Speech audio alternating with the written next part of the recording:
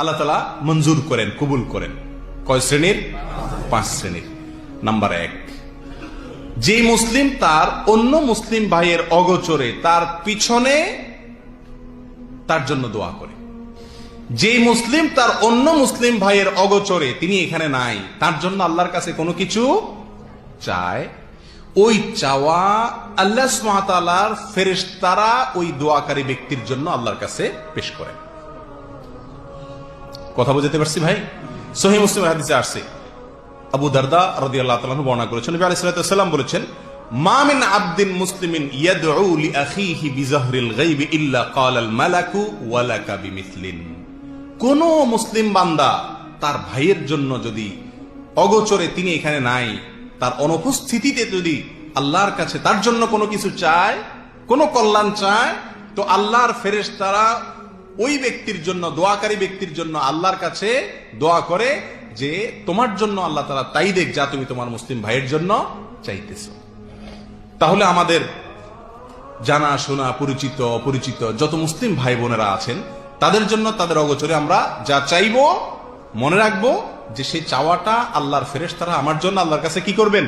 পেশ করবেন। আর ফেরেশতার চাওয়া এটা মঞ্জুর হওয়ার সম্ভাবনা একেবারেই জোরালো। ঠিক না ভাই? ঠিক। তাহলে একটি জায়গা আমরা পেলাম যে আমি যদি চাই আমার দোয়া কবুল হোক, তাহলে একটি কৌশল হলো আমি কি করব? অন্য ভাইয়ের জন্য কি করব? দোয়া করব। তাহলে ইনশাআল্লাহ আল্লাহ সুবহানাহু ওয়া তাআলা আমাকেও কি করবেন? দিয়ে দিবেন।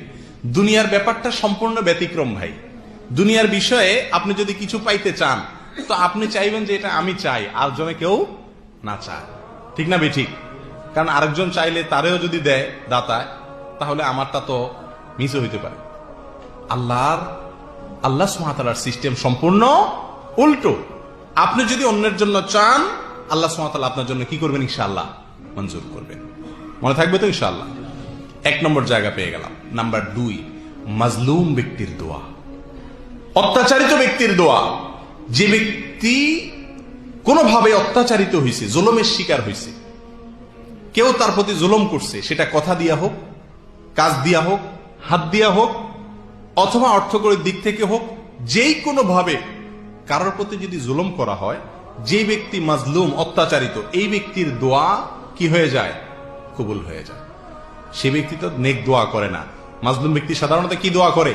বদদোয়া করে মনের কষ্টে।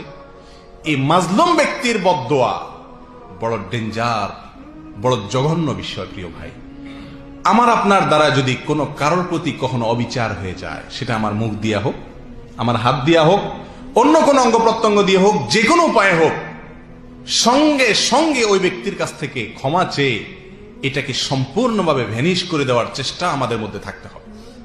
কারণ মাজলুম ব্যক্তির দোয়া এত জঘন্য যে এই ব্যক্তির দোয়া আল্লাহ সুবহানাহু ওয়া তাআলা সাধারণত কি দেন না? ফিরায়া দেন না। তার মনে যে বদদোয়া তৈরি হয় জালেমের বিরুদ্ধে, এই দোয়া কি হয়ে যায়? কবুল হয়ে যায়। এই জন্য ভাই, যত জালেম পৃথিবীর ইতিহাসে আসছে, বড় হোক ছোট হোক, কোন জালেমকে আল্লাহ সুবহানাহু ওয়া তাআলা শাস্তি না দিয়ে রাখেন নাই। আখিরাতের শাস্তি না, ওটা তো আছেই। দুনিয়াতে নগদ শাস্তি প্রত্যেক জালেম ভোগ করে, সেটা হয়তো 2 দিন আগে অথবা 2 দিন পরে। কোন জালেমের রক্ষা হয় না। আল্লাহ সুবহানাহু ওয়া তাআলার কাছে কোন জালেমের কি নাই? রক্ষা নাই। আল্লাহ তাআলা আমাদেরকে জুলুম থেকে বেঁচে থাকার তৌফিক দান করেন। প্রিয় ভাই, এই বিষয়ে মুসনাদে আহমদে এবং সহিহ ইবনে হিব্বানের হাদিসে আবু হুরায়রা রাদিয়াল্লাহু তাআলা থেকে বর্ণিত, নবী আলাইহিস সালাতু ওয়াস সালাম ইরশাদ করেছেন, দাওয়াতুল মাজলুমি মুস্তাজাবাহ। যে ব্যক্তি মাজলুম, অত্যাচারিত, জুলুমের শিকার, তার দোয়া কবুল হয়ে যায়। তার দোয়া কি হয়ে যায়? কবুল হয়ে যায়। এখন আপনি বলতে পারেন, সে যদি নিজের 2 নম্বর মানুষ হয়, বেনামাজি হয়, খারাপ মানুষ হয়, এমনকি অমুসলিম হয়, তাহলে তার প্রতি জুলুম করলেও কি আল্লাহ সে দোয়া কি শুনবেন কিনা? তার বদদোয়াও শুনবেন কিনা? সে কথাও হাদিসে আসছে। নবী আলাইহিস সালাতু ওয়াস সালাম বলেছেন, ওয়া ইন কানা ফাজিরান ফাফুজুরুহু আলা নাফসিহি। সেই লোকটা যদি খারাপ মানুষ হয়, তো তার খারাপিয়ে তাকে পাবে, কিন্তু তার দোয়া, বদদোয়া যেটা, এটা ঠিকই কি হবে? কবুল হয়ে যাবে। কত বড় জঘন্য কথা প্রিয় ভাই। তাহলে অমুসলিমও যদি হয়, খারাপ মানুষও যদি হয়, জুলুম যদি করেন, তো মনে রাখবেন, ওই ব্যক্তির মনের যদি কষ্ট থেকে আপনার প্রতি কোনো বদদোয়া আসে, আর কি নাই? রক্ষা নাই। আল্লাহ তাআলা আমাদেরকে জুলুমের অপরাধ থেকে, জুলুমের অন্যায় থেকে, জুলুমের গুনাহ থেকে আল্লাহ তাআলা আমাদেরকে হেফাজত করুন। প্রিয় ভাই, 3 নম্বর ব্যক্তি হলেন বাবা। কে? বাবা। বাবার দোয়া কবুল হয় সন্তানের জন্য। বাবার দোয়া কবুল হয় কার জন্য? সন্তানের জন্য।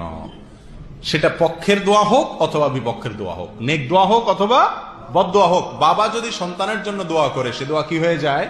কবুল হয়ে যায়। এ বিষয়ে ইবনে মাজাহ বর্ণিত এক হাদিসে নবী আলাইহিস সালাতু ওয়াস সালাম বলেছেন, সালাসু দাওয়াতিন ইউস্তাজাবু লাহুন্না লা শাক্কা ফিহিন। 3টা দোয়া কবুল হয়ে যায়, কোনো সন্দেহ নাই, সন্দেহাতীত ভাবে কবুল হয়ে যায়। তার ভেতরে একটি দোয়া হলো ওয়াদাওয়াতুল ওয়ালিদি লিওয়ালাদিহি। বাবা যদি তার সন্তানের জন্য কি করে? আল্লাহর কাছে দোয়া করে, তো সে দোয়া কি হয়ে যায়? কবুল হয়ে যায়। অন্য বর্ণনায় আসছে দাওয়াতুল ওয়ালিদি আলা ওয়ালাদি, অর্থাৎ বাবা যদি সন্তানের বিরুদ্ধে বদদোয়া করে সেটাও কি হয়ে যায়? কবুল হয়ে যায়। তাহলে ভাই, বাবা মা তাদের প্রতি খুব বেশি যত্নশীল থাকতে হবে, যাতে কখনো যেন তাদের কাছ থেকে কি না আসে?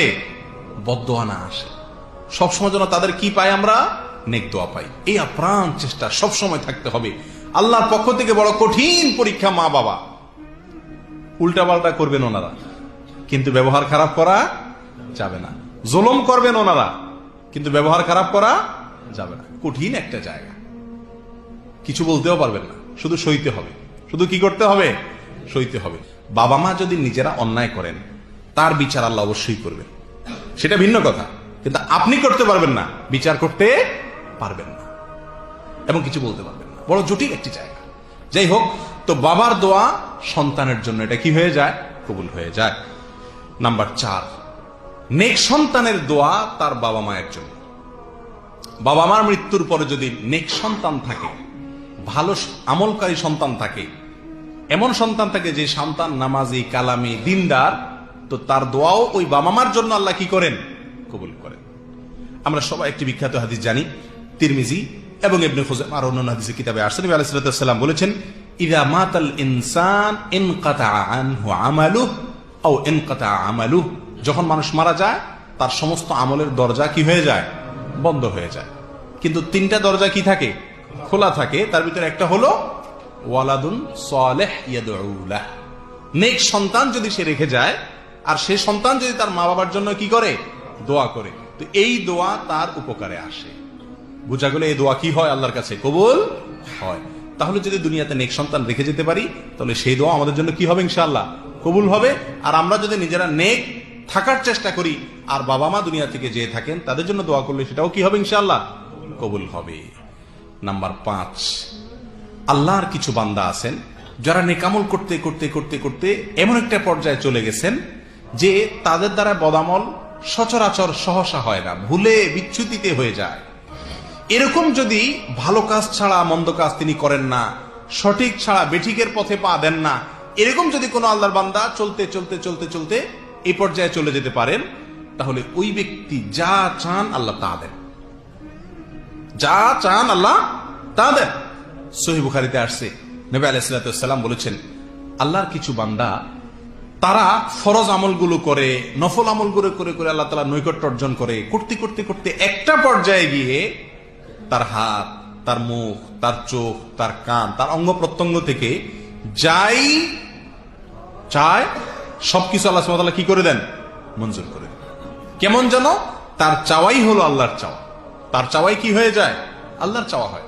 সহিহ বুখারীর আরেক হাদিসে রাসূল সাল্লাল্লাহু আলাইহি ওয়াসাল্লাম বলেছেন, ইন্না মিন ইবাদিল্লাহি লাউ আকসামা আলাল্লাহি লা আবাররাহ। নিশ্চয়ই আল্লাহর বান্দাদের ভিতরে এমন কিছু লোক আছে যারা আল্লাহর কাছে যদি বাজি ধরে, কসম করে কিছু চায়, বলে, তো আল্লাহ তাআলা তার কসম ভাঙে না, অর্থাৎ কসম পুরা করে দেন। এটা কখন হয় ভাই? যখন 5 ওয়াক্ত সালাত আপনি পড়েন, হারাম থেকে আপনি বেঁচে থাকেন, আল্লাহর কথার বাইরে আপনি চলেন না, সবসময় আল্লাহকে স্মরণে রেখে চলেন। এক কথায় আপনি একজন আদর্শ মুমিন মুসলিম হওয়ার চেষ্টা করেন। এই পর্যায়ে চলে গেলে আপনি তখন নেককার হয়ে যান বা আব্দে সালেহে পরিণত হয়ে যান। তখন আল্লাহ সুবহানাহু ওয়া তাআলা আপনার সকল চাওয়া কি করবেন? ইনশাআল্লাহ পূরণ করবেন। এ হলো 5 শ্রেণীর ব্যক্তি যাদের দোয়া আল্লাহ তাআলা কি করেন? কবুল করেন। ومن أحسن قولا